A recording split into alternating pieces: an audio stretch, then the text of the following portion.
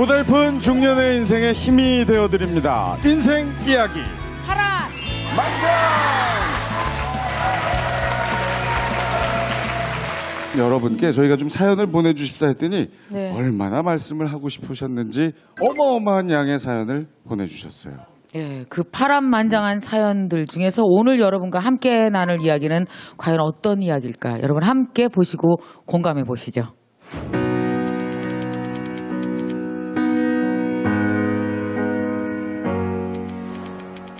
Just cause it's slow don't mean it's sad. Just cause it's wrong doesn't mean it isn't right. Just cause it hurts don't mean it's bad. No, just come over tonight. It doesn't mean goodbye. 자, 부부라면 누구나 한 번쯤은 생각해봤을 바로 그 단어. 네, 오늘의 주제 바로 이혼입니다. 상당히 파란만장한 이야기들이 예상이 되는데 함께 이야기 나누실 파란만장의 인생 주치 분부터 소개해드리겠습니다. 먼저 김병우 박사, 김대현 소장, 그리고 양소영 변호사 나오셨습니다. 반갑습니다. 자, 그리고 또 이분들이신데요. 이혼 얘기라면 정말 할 말이 죄송해요. 이렇게 소개해드리게 돼서 초면에 어떡하면 좋아. 파란만장 인생 게스트의 김영자 선생님 오셨습니다. 김영자 씨 인사해 주시고요.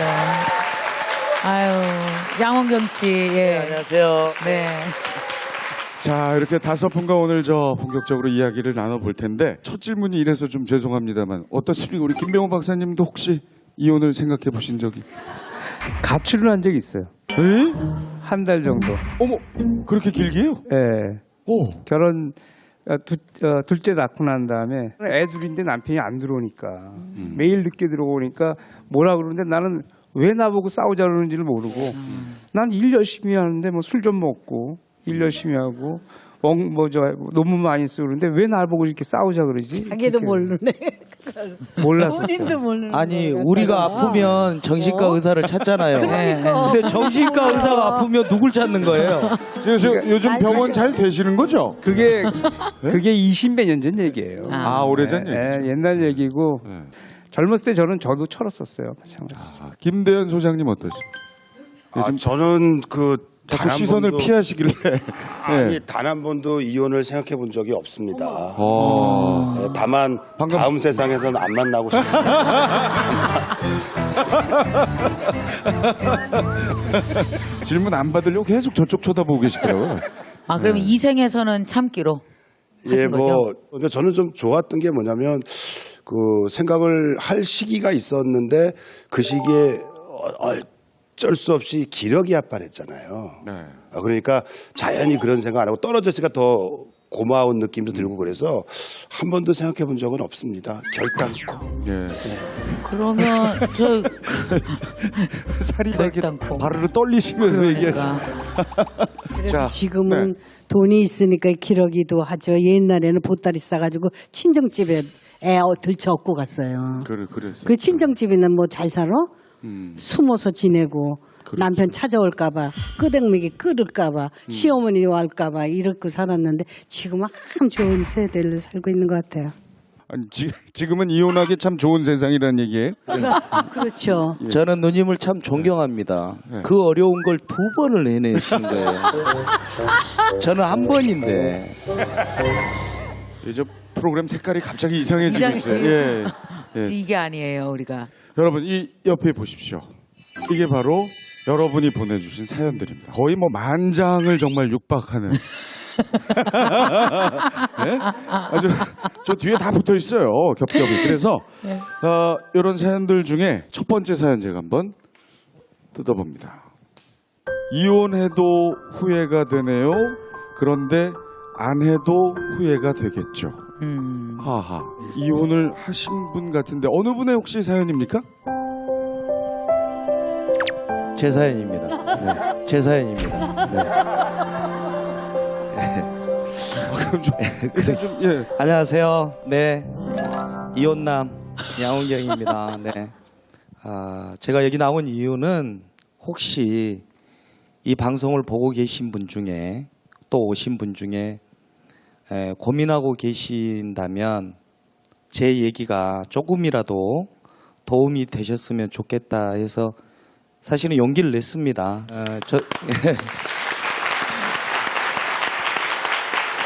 제가 이혼을 하고 나니까 가장 큰 고통이 뭐였냐면 저는 개인적으로 많은 분들에게 웃음을 드리는 직업인데 가장 소중한 가족에게 웃음을 주지 못하고 고통을 줬다는 정신적인 압박감이 힘들었고요.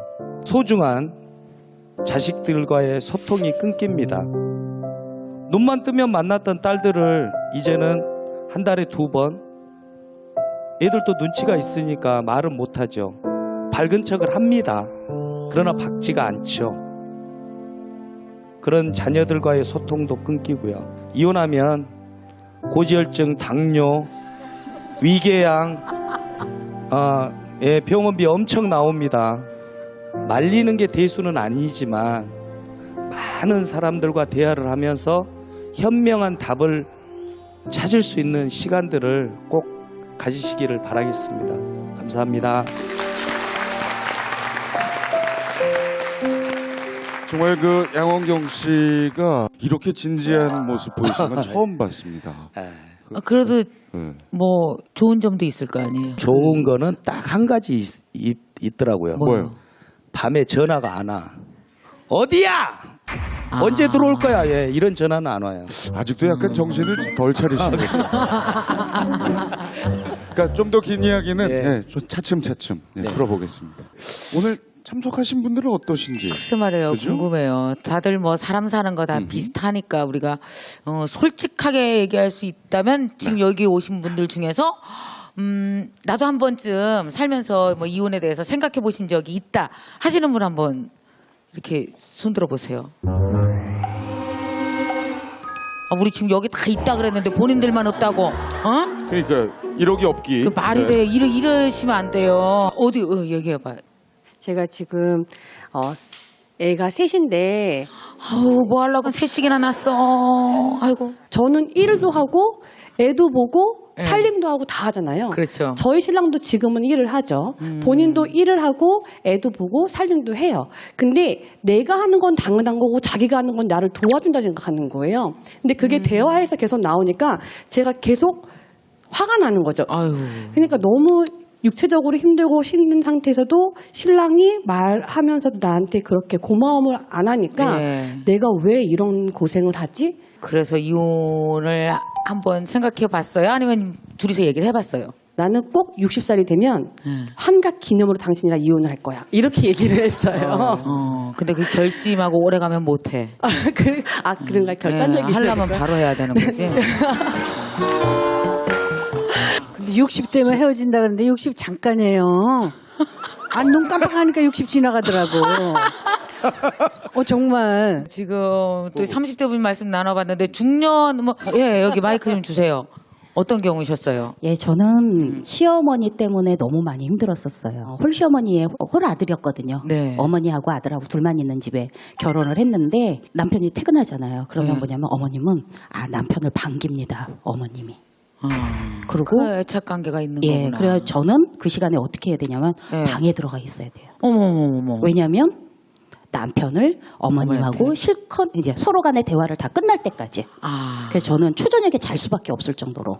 아유, 세상에. 예, 그랬는데 그게 뭐가 문제가 되느냐면 남편을 아들처럼 생각하는 반면에 또 남편으로 생각하잖아요. 그러니까는 그거를 어머님이 그거를 해소할 수 있는 시간을 드려야지만 되다 보니 제가 이게 본의 아니게 뒤로 밀러설 수밖에 없는 그런 상황이었었던 거거든요. 아유. 그러다 보니까는 그러니까는 어머님으로 인해서 남편이 미워지는 이런 상황이 벌어져서 아예 신혼초에 안 살고 싶었어요. 근데 예. 지금 계속 살고 계세요? 예, 25년째 살고 있습니다. 시어머님은요? 어머니는? 지금? 시어머니는 18년 사시고 돌아가셨습니다. 예. 이제 남편 예, 제가 혼자 본인- 독차지하고 있습니다. 아니 이런 경우도 경우 많이 있죠. 많이 있어요. 많이 있는데 실제 이럴 때 빨리 어머니한테 말씀드리지 이거 효도 아니에요. 왜냐하면 점점 힘들어지게 되고 네. 잘 극복하셨지만은 사실 보통 여성들은 못 견디거든요. 아, 그래서 저는 그 방법으로 직장 생활을 했어요.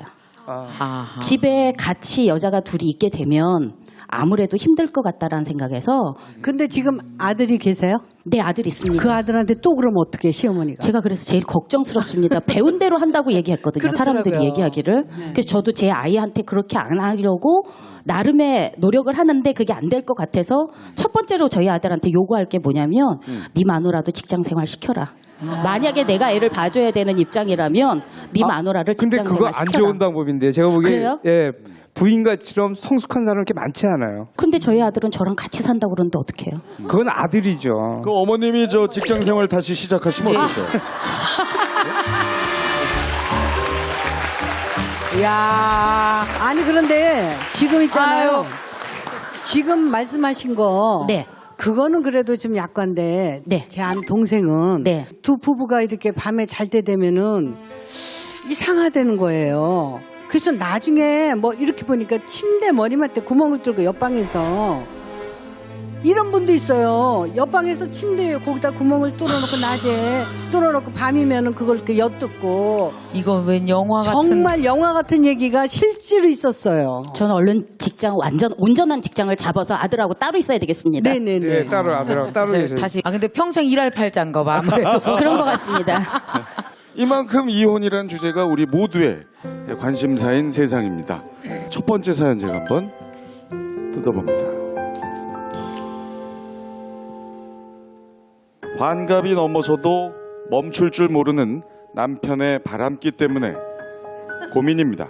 얼마 전에 남편이 다른 여자와 호텔에서 나오는 것을 본 지인이 제게 알려줘서 부부싸움을 크게 했는데요.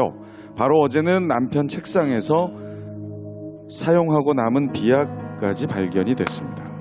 나이가 들면 나아질 거란 희망으로 버텨왔지만 더 이상 참을 수 없을 것 같습니다. 이제 그만 끝내야 하나요? 다들 왜 저를 노려보십니까? 사연입니다, 사연. 이 배치장 하나만 들 힘만 있어도 남자는 어디 가서 그 짓 한대요. 아니 다 그런 건 진짜일까? 아니에요. 그거 다는 아니나? 오늘 저 프로그램 취지는 알고 들어오신 거죠?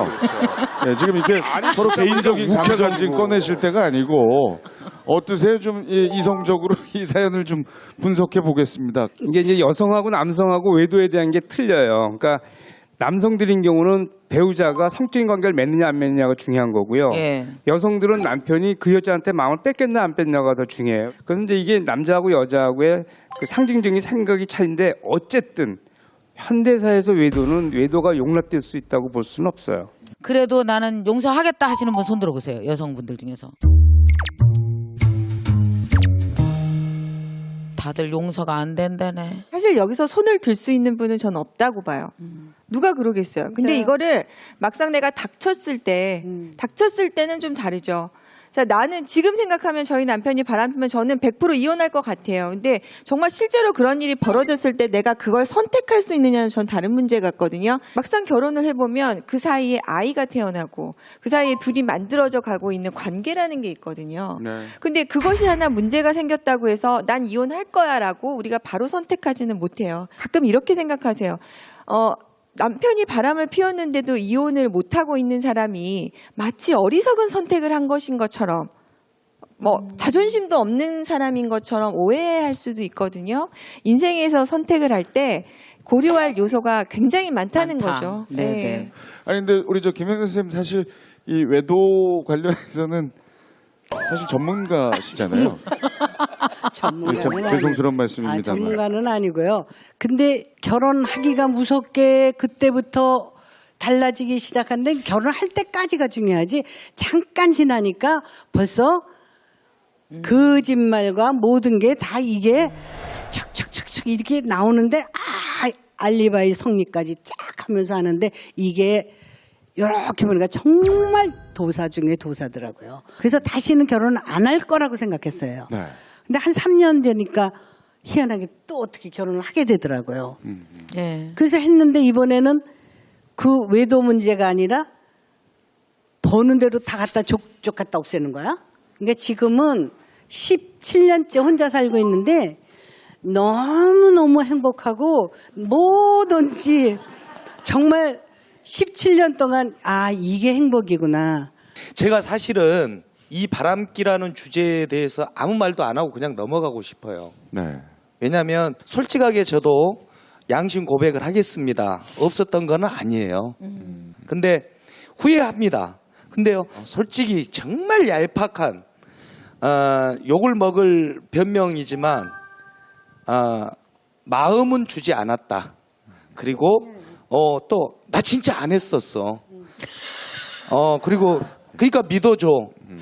그리고 두 번째는 뭐냐면 바람이라는 거는 정기적으로 한 여자를 이렇게 지속적으로 만나는 게 바람이지 이렇게 한 번, 두 번 찝쩍거리는 거는 바람 아니고 그냥 수컷의 본능이야. 이렇게 변명을 했었습니다. 뭐라든가요? 말도 안 된다고 하죠. 근데 그게 말도 안 되는 걸 알거든요. 근데 솔직히 지금 철퇴를 때리시면 우리 이 아버님은 갈 데가 없거든요. 그래서 정말 당신 생각이 잘못됐다는 거를 계속 뉘우칠 수 있을 때까지 설득을 해 주셔야 됩니다. 내가 지금 저지르고 있는 행동이 크게 잘못되지 않고 그 사회 통념상 용서가 가능할 거고 나는 요만큼의 잘못이 아닌데 이게 막 침소봉대돼 가지고 크게 그려진다고 생각하니까 자존심이 상한 거예요. 사과하고 싶지가 않은 거예요. 네. 남들 다 그러는데 나도 뭐 왜? 근데 이거 갖고 왜 나한테 그래? 근데 그거를 주변에서 빨리 얘기를 해줘야 돼요. 당신 잘못하고 있는 거다. 양홍경 씨 아까 말씀이 정말 맞아요. 사실은 남편들의 대부분이 그렇게 생각을 해요. 그리고 내가 이 가정을 망가뜨리려고 바람 피우는 남자는 사실 별로 없어요. 그러니까 약간 본능적으로 그다음에 그 분위기에 휩쓸려서 그런데 그것의 결과가 가정이 파괴되고 내 부인이 이렇게 상처받을 거라는 걸 모르는 거죠. 외도를 용서하는 것의 문제가 아니라 그 상대방 배우자가 얼마나 상처를 받느냐 이걸 치유하는 게 굉장히 중요하거든요. 배우자의 외도를 알게 됐을 때 제가 볼 때는 한 3번이나 4번 정도의 상처를 계속 받더라. 첫 번째는 아 내가 여자가 아니구나. 그죠? 그런 상처를 받고 두 번째는 아까 참고 사신다는 얘기를 많이 하시는데 그 참고 살 때 계속적으로 남편을 의심하는 어떤 그거를 내가 느낄 때 그래서 그 불교에 그런 말이 있어요. 두 번째 화살에 맞지 마라.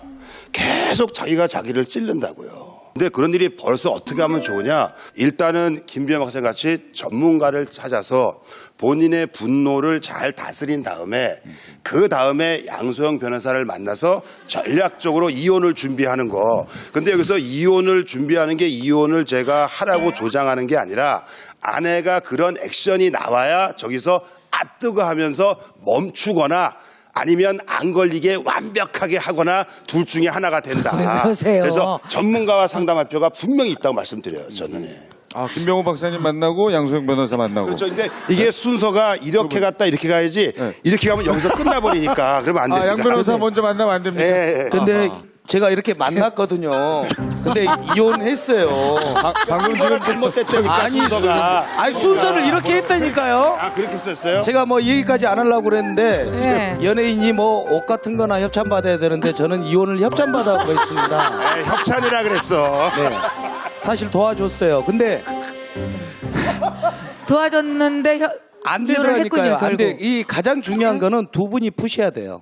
제가 사실 양홍경 씨랑 좀 친해서 그때 그렇게 조언했어요. 아파트 앞에 거적을 깔고 며칠 밤낮을 석고대죄를 하셔라. 이 얘기는 무슨 얘기냐면 부인이 화가 풀릴 때까지 사과를 하는 게 저는 맞다고 생각하거든요. 그러니까 본인이 사과하셨어요. 굉장히 진심으로 미안해했고 그렇게 하셨어요. 근데 그것이 그 상대방 배우자의 마음을 적실 정도로의 사과였는지가 굉장히 중요한 문제가 아닌가 싶어요. 이 케이스를 얘기하면요. 네. 이거 저는 이혼의 방법을 써야 된다고 많이 얘기를 해요. 이혼하십시오가 아니라 이분은 계속 반복됐기 때문에 네. 용서할 거라고 생각해요. 부인이 또. 예. 그러니까 이혼의 절차까지 가서 그 다음에 본인이 거기서 진짜 안 하는 게 확인된 다음에는 그 다음에는 같이 살 수는 있어요. 그래도 또 조건이 있어요. 남편이 외도하고 난 다음에 외도 안 해도 여성들은 불안해요. 남편 늦게 들어오면 또 불안하고 그래서 그 없어지는 기간까지의 또 조치까지 협조한다면 같이 살고 그거 안 한다면 같이 안 사는 게 나아요. 자, 이 참 꺼내기 쉽지 않은 이야기까지 또 두 분이 얘기해 주셨고 우리 네. 세 분의 인생 주치의께서 열심히 상담해 드렸는데 현명한 판단하시기를 네. 바랍니다. 자, 두 번째 사연을 골라보겠습니다. 뭐든지 제 탓을 하는 시어머니 때문에 괴로워 이혼을 고민하고 있습니다. 남편이 살이 쪄도 제 탓, 살이 빠져도 제 탓, 아이들 성적이 떨어져도 제 탓, 심지어 청소기가 고장나도 제 탓. 시어머니 때문에 참을 수가 없습니다. 자, 그러면요, 우리 예. 선생님, 그 사례자께서 지금 나와 계시거든요, 사실. 그 사례자분을 여러분 만나 예, 뵙겠습니다. 신상 공개를 조금 꺼려하셔서 네. 블라인드 뒤로 모셨습니다. 안녕하세요. 네, 안녕하세요. 예. 일단 좀 마음고생 많으셨어요, 그렇죠? 제가 그 마음고생이 너무 심해서 거의 매일 울다시피 그렇게 지냈거든요. 사실 이혼녀라는 딱지가 무서워서 많이 참았는데 이제는 제가 너무 못 참을 것 같아서 나왔습니다. 가장 상처가 된 거는 어떤 말이었었어요? 이게 어디서 뭘 보고 오신 건지 저한테 네 팔자가 사나워서 어머머머. 뭐 되는 일도 없다고 이런 얘기 사실 들으면 너무 서러워서 진짜 그러니까 막 펑펑 울어요 밤새. 네. 울만하죠. 저 정말 억울하죠. 이유도 없이 네 팔자 사나워서 집안이 안 풀린다는 게 그게 참 아이들한테는 어떻게 해요? 나머지 다른 사람과의 관계는 다 괜찮아요? 그러니까 뭐 네 엄마 닮아서 인물이 떨어진다는 둥, 아유. 네 엄마 머리 닮아서 성적이 떨어졌냐 그거 저 들으라고 하는 소리잖아요 그게. 그럼요. 그러니까 애들이 최근에는 저한테 와서 하는 얘기가 엄마 학교 다닐 때 공부 못했어? 아이고. 그렇게까지 이제 알아듣고 얘기를 하는 거죠. 그러면 이제 저는 애들 볼 낯도 없고 어머니한테 계속 이제 화만 나고. 대화를 시도하거나 항의를 하거나 뭔가 얘기를 해보신 적이 있어요? 멈추시라고? 그러지 말라고? 그렇게 돌려서 말씀드린 적은 있어요. 근데 그 얘기를 다 들으시고 결론을 저한테 하신 얘기가 이런 애 만나서 고생하는 내 아들 불쌍하다 그러시는 거예요. 그럼 그 얘기는 더 이상 이제 대화가 이어질 수가 없잖아요. 그렇죠. 말도 섞기도 싫고 저만 그냥 한숨 쉬고 말자 그러고 돌아서 버리게 되죠. 아니, 이런 경우에 이제 억울해서. 남편의 역할이 상당히 중요할 텐데 바깥분은 어떻게 중재를 좀 하셨나요? 어떤가요? 되게 효자예요. 그러니까 어른이니까 무조건 참으라고. 사실 저하고 남편 사이는 좋아요. 지금도 저한테 참 잘하거든요. 다행히. 근데 이런 일만 있으면 이제 마냥 참으라고만 하니까 미치겠는 거죠. 저 힘든 것도 알고는 있어요. 알고는 있는데 제가 이제 어머님한테 화내고 그러면 네. 저 연세에 쓰러지기라도 하면 어떻게 하냐. 근데 이제 제가 쓰러질 판이에요. 제가 어머님 때문에 사이 좋은 남편하고 더 안 좋아지는 거예요. 더 자꾸 미워져요. 이러다 정말 미워할까봐 네. 그게 지금 걱정도 되고 그래요. 지금 굉장히 쌓여서 남편이 그렇게 잘해줌에도 불구하고 남편이 내 문제에 대해서 해결해주지 않는 것에 대해서 지금 너무나 네. 섭섭하고 힘들어진 상황인 것 같아요. 여러분들 생각은 어떠신지. 이혼하는 게 낫다 파란색 아니다 빨간색입니다. 하나 둘 셋. 빨간색. 자, 빨간색이 많으시네요. 아니다네요. 아니다. 이혼하지 마라. 이혼하지 마라. 뭔가 해결해 봐라. 한번 말씀을 나눠볼까요? 그 남성분한테 들어볼까요? 관계의 기본은 이제 두 사람과의 문제고 그렇죠. 그 시어머님 문제는 그 두 사람과의 문제의 부수적인 문제들이니까. 네. 근데 그 살아가면서 생기는 여러 가지 문제들 중에 하나라고 생각을 하고 어떤 식이 됐건 그거는 풀어가야 되는 문제라고 생각을 하지 이게 근본적인 두 사람 간의 문제이기 때문에 헤어져야 되는 것은 맞지 않다고 생각을 합니다. 그럼 남자가 왜 저러고 가만히 있는 걸까요? 같은 남자로서. 남편 입장에서는 또 어머니한테 문제고 또 이 부인하고의 문제고 이거를 중재하기가 어렵지 않을까. 그럼 중재를 해서 두 사람 중에 한 사람이 저렇게 상처를 입는다면 그 남자는 남편으로서 부인과 살아갈 자격이 있는 걸까요? 부인을 보호해주지 않는데, 부인을 저렇게 보호해주지 않는데, 그것도 남편의 역할인데 어떻게 생각해요? 아니 참 쉽지 않은 일입니다. 참 남편 쉽지 않은 문제인 역할도 것 쉽지 같습니다. 않아요. 아들 역할, 남편 역할 쉽지 않아요. 누님 이분 우리 저 고부 갈등 잘 이겨내시고 그렇죠? 아 직장 예예. 그분의 의견 다시 되게 시어머니를 회사로 보내라 그럴 것 같은데요. 어떻게 하면 좋겠어요? 이겨내셨으니까. 고부 갈등 전문가로서 이제 저하고 어머니하고 갈등이 있으면 남편이 연락을 끊어요. 누구랑? 저희들과 두 여자들이 서로 해결할 수 있게끔 연락을 안 해요. 그러니까는 한 이틀, 3일 정도 되면 두 사람이 똑같이 한 남자에 대해서 걱정을 하게 되잖아요. 그러니까 어떻게 되냐면 어느 순간에는 서로가 해결됩니다. 아니 근데 지금 그 말씀하신 분의 남편이나 지금 남편이랑 똑같은 거예요. 똑같이 갈등에서 피하는 거거든요. 그다음에 남편이 시어머니가 쓰러질까 봐 얘기 못 한다는 건 이 남편이 갈등을 피하는 사람이에요. 부인한테 잘해주는 게 아니라 싸우기 싫으니까 부인한테 맞춰주는 거예요. 아내가 맞아요. 저렇게 힘든데 어머니 때문에 힘든데 그걸 참으라 그러면은 사실 그건 남자 아니에요. 저는 결혼해서 그런 생각이 들더라고요. 나도 결혼해서 처음 살아보면 며느리 1년 차면 저도 며느리 1살이잖아요. 가만히 보니까 우리 시어머니도 시어머니 1살이더라고요. 한 번은 이렇게 어떤 경우가 있었냐면 이렇게 고모부가 오셨는데 제가 인사를 안 했다는 거예요. 저는 인사를 한 것 같거든요. 아유 고모부 오셨어요 이렇게 한 것 같은데 어머니 네가 고모부를 무시하고 인사를 안 했다고 그러시는데 다른 사람 듣는 데서 나를 너무 면박을 주길래 너무 창피하고 옳지 않은 행동을 하시는구나 우리 어머님이. 알려드려야 되겠다. 혹시 모르시면 또 실수를 하셔서 내가 굉장히 기분 나빴을 때 이런 얘기를 하셨을 때 어머니와 나의 관계가 피할 수 없는 것까지 가면 어머니나 나나 손해인데 얼굴 보고 얘기하기는 힘들어서 전화로 1시간 통화를 했거든요. 통화를 또 했어요. 대든다고 그러잖아요. 아니에요. 근데 대드는 톤으로 얘기 안 했어요. 지금 그 톤이 지금 대드는 톤 아니라고 생각하시는 거죠? 대드는 톤 아니고 강의 톤으로 이렇게. 갖다가 아니 근데 그래서 이런 거예요. 저는 정말 얘기해드리고 싶은 게 옳고 그름 나의 정당한 권리에 대해서 너무 모를 때 시집을 간 거예요. 그래서 시어머니가 하는 걸 너무 다 봤다 보니까 사람이 그래요. 이렇게 밟잖아요.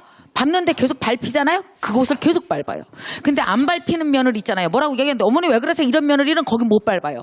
그래서 밟히는 며느리만 계속 밟다 보면 내가 상처를 받는 시어머니의 배설구가 돼버리는 거예요. 얼마나 힘들어요. 아마도 다음 해야 주 돼. 주제는 저 무서운 며느리로 명언이 있지 않습니까? 뭐예요? 국방부 시계는 돌거든요. 네. 그러니까 조금만 참으시면 참기는 어떻게 결혼 생활은 90~100살인데. 시어머니가 아주 건강하십니까? 양홍경 씨는 참는 것이 맞다. 네, 좀 참으셔야지 어떻게 하겠습니까? 여기서 이댁 그 시어머니의 이 심리도 한번 저희가 파악을 해볼 필요가 있을 것 같아요. 김대현 소장님. 어쩌면 말입니다. 시어머니가 밥 먹었니? 정말 좋은 뜻으로 말했을 수 있어요. 근데 워낙 이쪽에서 스트레스를 받다 보니까 심지어 그 말조차도 이렇게 그렇죠. 그렇게 들릴 수 있다. 왜냐하면 이 고부 갈등에 대해서 이게 솔직히 답이 없습니다. 근데 왜 이런 문제 생기는가 제가 또 연구를 해봤더니 차를 운전을 하는데 왜 깜빡이를 안 켰어요? 그러면 답은 대부분 깜빡 잊었어요. 그리고 정말 급한 일이 있어서요. 어머니가 아프시대요. 그 말에 나오는 의도, 안 나오는 말이 뭐냐면 뒷사람을 무시하려는 의도는 사실은 거의 없어요. 중요한 건 뭐냐면 소통은 그 사람도 문제가 있을 수 있지만 내가 어떻게 받아들이냐의 문제일 수도 있다. 그래서 이런 경우에는 제일 정답은 사실은 남편이 아내 편을 들어주면 되거든요. 아내 편을 든다고 해서 어머니랑 싸워야 되는 게 아니고요. 이런 경우에 부인한테 나 어머니 때문에 진짜 그러면 우리 어머니 안 변하니까 너 정말 내가 미안하고 너가 너무 힘든 거에 대해서 내가 미안하게 생각했다 정도라도 해야 된다. 네, 안다. 양소영 변호사.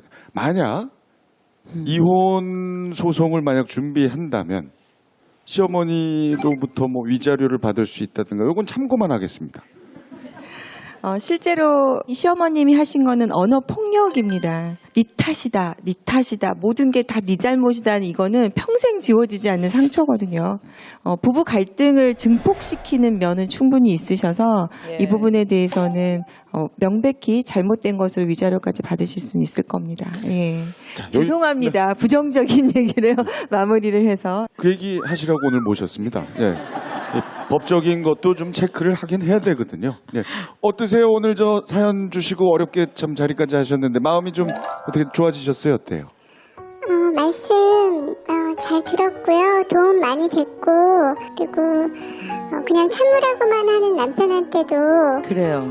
좀 내 아픔을 조금 더 좀 진지하게 알아달라고 얘기 좀 더 하고 싶고요. 박수로 좀 격려를 해주십시오. 네. 고맙습니다. 네. 내게 사랑은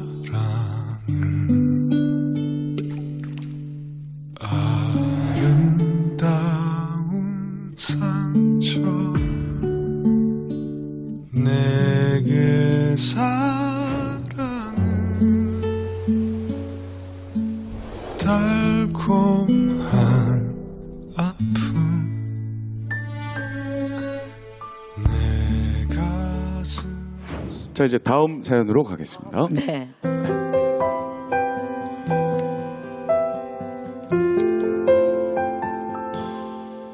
재혼 2년차 되는 주부입니다. 남편과 저는 대화만 했다 하면 사사건건 부딪히고 늘 다투게 됩니다.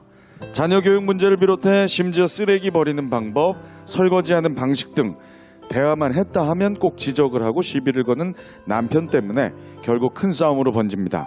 싸워도 너무 자주 싸우다 보니 몸도 마음도 지쳐가고 평생 이렇게 살아야 되는 걸까 하는 회의감까지 들면서 자연스레 이혼을 떠올리게 됩니다. 이대로 이혼하는 게 맞는 걸까요? 자, 이 참 세상에서 가장 흔한 이 결별 사유가 바로 성격 차이. 맞아요. 근데 그 차이의 종류가 한 10,000가지 돼요. 예, 성격 차이만. 그렇죠. 예, 이 참 그래서 힘든 거죠. 힘든 그렇죠? 거죠. 예. 자, 감사하게도 오늘 또 자리를 하셨습니다. 안녕하세요. 안녕하세요. 근데 가장 힘든 건 어떤 거였어요? 그러니까 설거지를 할 때 예. 이제 설거지하는 방식이 저하고 틀려요. 설거지 방식이 달라요. 예, 저는 설거지를 하면 그릇을 탑쌓듯이 쌓아놓는데 네. 남편은 설거지를 하면 그냥 하나로 밥그릇은 밥그릇대로 쭉 쌓아놓고 국그릇은 국그릇끼리 쫙 올려놓는 스타일이에요. 네. 근데 그러고 난 다음에 너는 왜 이렇게 쌓았냐? 나처럼 쌓아야지. 너 자꾸 이런 식으로 할래? 이렇게 그렇게 자꾸 지적을 하는 편이고. 아하. 오늘 저 설거지 때문에 지금 가장 큰 이유는 지금 설거지 방식 네. 차이. 이제 그런 거죠. 너는 꼭 네 고집만 부린다고 제발 좀 내 얘기를 듣고 좀 하라고 뭐 이런 식으로 이제 서로 탓만 하면서 싸우게 되는 거예요. 아하. 어떻게 싸우시는지를 좀 듣고 싶어요. 지금은 웃으면서 얘기하셨지만. 저도 좋은 성격은 아니어서 이렇게 갑자기 욱하고 올라오더라고요. 네. 그러다 보면 좀 제가 먼저 소리를 지르는 편이고 제가 지금 거실에 있는 모든 물건을 다 부셨어요. 에? 모든 물건? 컴퓨터하고 전자레인지 뭐 이런 거 그냥 다 바닥으로. 던져버렸어요. 전자레인지까지? 네. 많이 이제 화가 나셔서. 그때 아이들이 옆에 있었나요? 그때가 새벽이어서. 다 자고 있었겠네요. 새벽에. 근데 깨어 있었죠. 깨어 있었고. 깨어 있었죠. 깨겠죠. 소리가 크니까. 그러니까.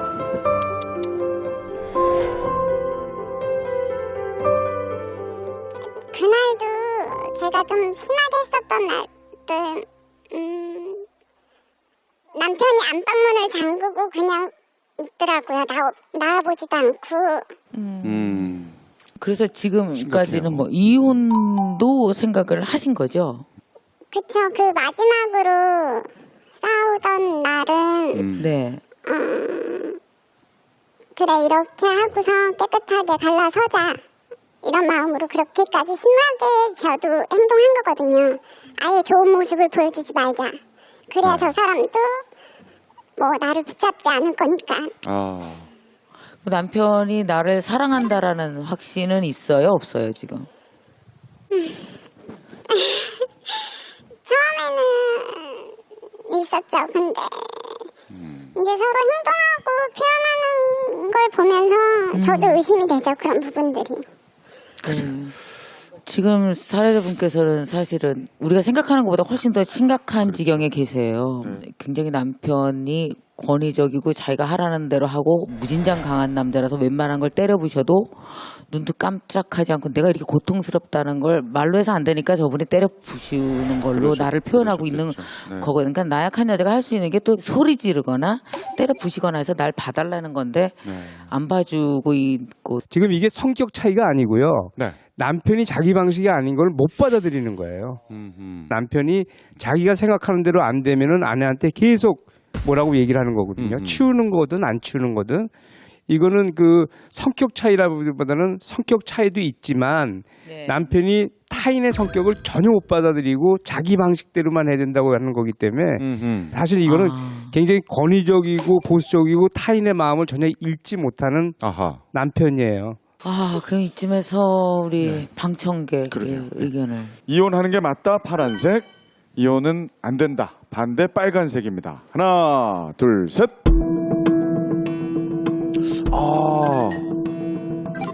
파란색. 이건 해라 의외인데요. 이건 이혼하는 게 맞다 파란색이 더 많죠. 이혼을 하라고 한 이유가 있을 거 아니에요. 왜 그러셨는지. 저분 같은 경우에는 이혼을 하되 최대한 할 수 있는 방법은 다 동원해서 상담도 해보고 이런 전체적인 다 해서 안 됐을 때는 이혼을 하라는 거죠. 예. 어머니 아버지가 이렇게 재혼을 했는데 저러고 있다. 그러면 어떨 것 같아요? 자식의 입장에서는. 네. 저희 부모님이 만약 그러신다면 이제 주변에 도움을 청하든지 해가지고 조금 더 이제 서로의 이제 서로의 입장을 바꿔서 볼 수 있는 그런 고민을 좀 더 한 번 더 알 수 있게. 어쨌든 한 번 더 여기는 웬만하면 안 했으면 좋겠는. 부모님이 조금만 더 한 번 더 노력 좀 해보시지. 그 주변에 어느 곳 혹은 어느 사람에게 도움 청하는 게 좋을까요? 주변에 이렇게 막 좀 동사무소나 이런 곳에서도 동사무소요? 좀 주민센터? 이런 도움이 되지 않나. 동사무소? 주민센터. 네. 그러니까 어쨌든 둘이서 막 다 집안 내에서 막 해결하려고 하지 말고 누군가의 건 도움을 얻어라. 네. 주민센터에 그 상담이 가능하죠. 네, 자치단체에서 가정폭력과 관련해서 솔루션 팀들을 운영하고 있어서 도움 지원센터 이런 것도 운영하고 계실 거예요. 한 가지 희망이 있는 건 뭐냐면은 이 남편이 폭력적이진 않아요. 이제 부인이 그러더라도 쓱 피하고 이러는 거 보면은 아주 폭력적인 자기 주장만 하는 남편은 아닌 것 같아요. 그래서 남편 쪽의 얘기를 좀 들어야만 될 것 같아요. 선행되게 이 남편한테 무슨 상처가 있지 않을까에 대한 가능성, 아내와 관계도 한번 알아봐야 되지 않을까. 근데 남편이 아무런 이유도 없이 무조건 내가 하는 대로 해야 돼 라고 한다면 부인이 강수를 써야 된다고 생각해요. 저렇게 자기 방식을 강요하는 사람들은 대부분 상담을 권하면 내가 무슨 문제가 있냐. 내 얘기를 싫어하는 네가 문제다. 부부 상담이 왜 우리에게 필요하냐라고 나오실 분이 아닌가 싶거든요. 상담을 좀 받아보실 의향은 있으십니까? 구에서도 그런 걸 하더라고요. 상담을, 부부 상담 같은 걸. 그래서 신청도 했고 날짜도 맞춰놨고 또 신랑한테도 얘기를 해놨어요. 몇 월 며칠 날 가니까 같이 가자. 근데 이제 거절을 하는 거죠. 안 가겠다고. 거기까지 나는 가야 되는지 이유를 모르겠다고. 그럼 남편은 두 분과의 관계에서 불편을 전혀 못 느끼고 사는 것 같은가요? 아니, 본인도 힘들어하죠. 힘들어해요. 많이 피곤해하고 이러는데 이런 문제들이 바깥에 노출되는 거를 좀 꺼려하는 것 같아요. 신랑은 어디 가서 얘기도 한마디도 안 해요. 그런 부분에 대해서는. 그러시군요. 답답한 문제가 될 것 같아요. 본인한테는 사실은 집안 물건을 다 때려 던질 정도로 미쳐서 막 날뛴 상황이 됐는데 남편이 그걸 보고 흥분하지 않고 같이 싸운 것도 아니고 내버려 뒀다라는 게 너무 무섭게 느껴지거든요. 누구한테 얘기해도 뭐 특별히 남편이 잘못한 것 같지도 않고 왜냐하면 또 집어던진 건 자기거든요. 소리 지른 건 저 사람이거든요. 말하면 다 뒤집었을 것 같은데 마음은 아프고 예. 참 어렵네요. 오늘 아무튼 잘 자리해 주셨어요. 이 의지가 있으신 거예요. 어떻게든 유지를 해보려는 의지가 있으신 분이고 오늘 함께 하신 소감 어떠세요? 많이 도움이 된 것 같아요. 아, 이분 아주 아니요 나와서 네? 얘 한번 그 정황을 쭉 털어놓는 것만으로도 좋죠. 훨씬 정말 저기 전자레인지 한 10개 집어던진 효과가 그렇죠. 있죠. 좋은 결과 있기를 응원하겠습니다. 고맙습니다. 감사합니다. 아, 이 뭐 참 사소하다 해도 네. 그 당사자들에겐 사소하지 절대 않아요. 사소하지 네. 않을 수 있습니다. 맞아요. 저도 이 결혼이라는 것에 대해서 막상 해보니까 행복한 결혼은 없는 것 같아요. 근데 그렇게 만들어가는 건 있는 것 같아요. 그래서 내가 갈등이 있다고 뭐 두려워할 건 전혀 아니고 그 갈등을 해결하면서 열심히 돌을 쌓다 보면 어느 순간에 황혼의 둘이 손잡고 있는 가정이 만들어질 수 있지 않을까 생각이 들고요. 우리 이제 중년 정도 저처럼 왔으면 한 반 정도 왔으니까 한 번 더 심호흡하고 다시 한번 갈등을 해결해 가면서 서로 노력해 봤으면 좋겠습니다. 저는 저만의 아픔이라고 생각을 했거든요. 근데 오늘 많은 사례자분들 얘기를 들어보니까 이 부부 생활을 한다는 게 정말 쉽지가 않았구나. 나만의 아픔이 아니었구나. 제가 요즘 제일 부러운 게 뭐냐면 그 아들 딸 손잡고 그냥 외식하고 영화 보고 쇼핑하고 그런 가정을 보면 네. 참 눈물이 날 정도로 부럽습니다. 근데 후배가 이런 얘기를 하더라고요. 그 네잎 클로바가 꽃말이 행운이래요. 근데 세잎 클로바는 꽃말이 뭔지 아세요? 행복이라고. 예. 그래서 그 행운을 찾기 위해서 행복을 짓밟은데요. 그러니까 정말 행복은 바로 옆에 널려 있는데 그거를 간과했던 거에 대해서 참 후회가 막심합니다. 그래서 다시 그 세잎 클로바를 찾고 싶습니다. 네. 아유, 좋은 말씀이십니다.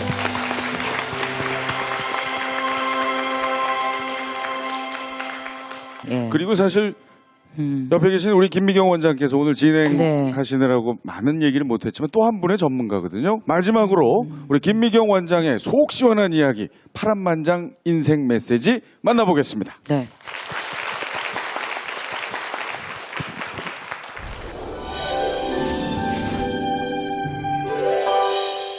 참 힘든 일인 것 같아요. 남 모르는 사람 둘이 만나서 부부로 60년 사는 거. 근데 사람들 그러잖아요. 그러니까 선택을 잘하지. 어떻게 선택을 잘해요? 잘할 수가 없어요. 아, 지금 여러분 그거 들고 있네. 그거 저 하나만 주세요. 아, 잘 들고 있네. 모든 인간은요 다 이렇게 양면 색종이에요. 양면 색종이 아세요? 색종이는 색종인데 하나는 빨간색, 하나는 파란색.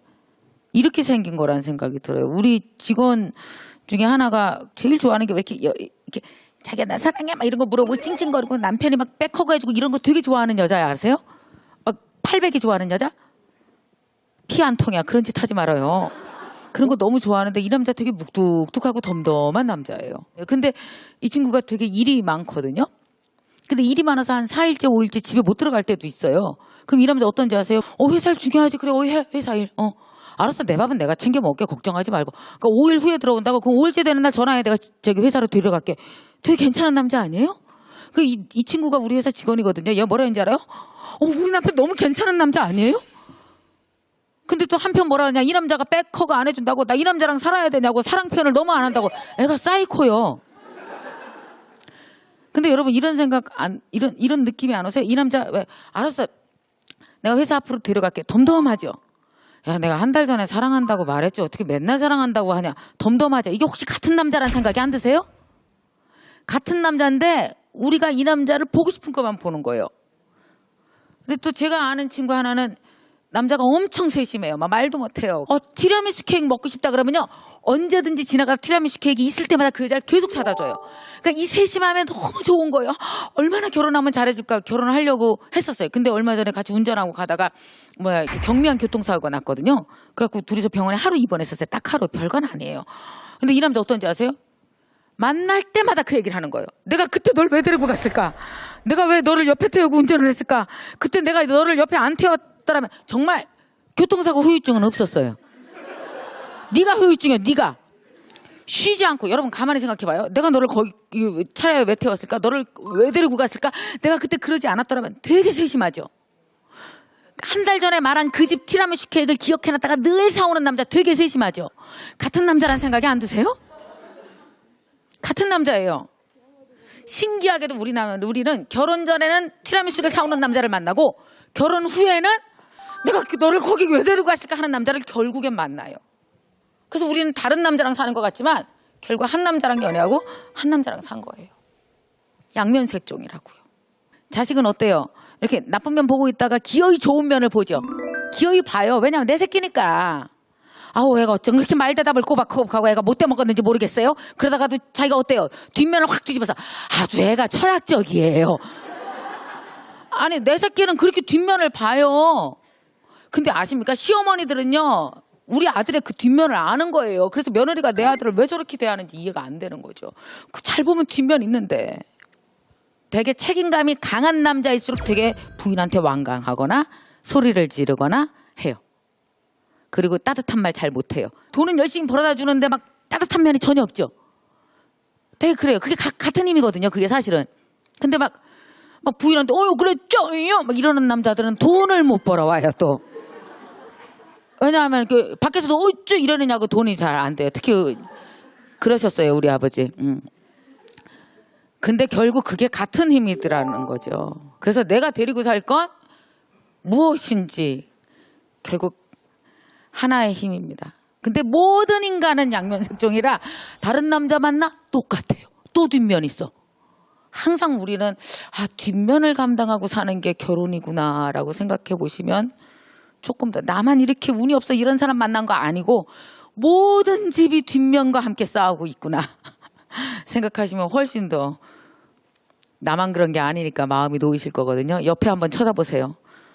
서로 얘기하죠. 아유 사느냐고 힘들지. 시작.